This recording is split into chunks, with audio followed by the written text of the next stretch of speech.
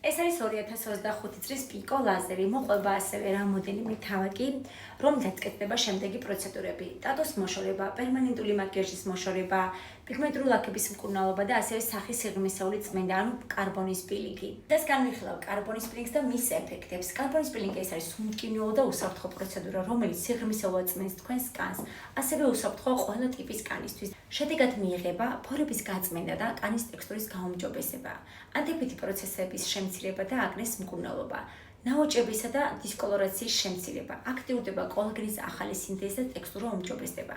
ყველა ეს პროცედურა გელოდებათ Beauty Master-ში. მიიღეთ საუკეთესო შედეგი ჩვენთან. ჩვენი საკონტაქტო და მისამართი იხილეთ ვიდეო აღწერაში, ხოლო დეტალური ინფორმაციისთვის მოგწერეთ პირად შეტყობინებაში.